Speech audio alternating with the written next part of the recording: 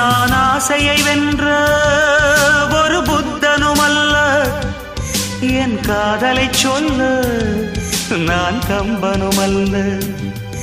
உன் காது கடித்தேன் நான் கனவினில் மெல்ல, இன்று கட்டி அணைத்தேன் இது கற்பனை அல்ல. அடிமனம் தவிக்கும் அடிக்கடி துடி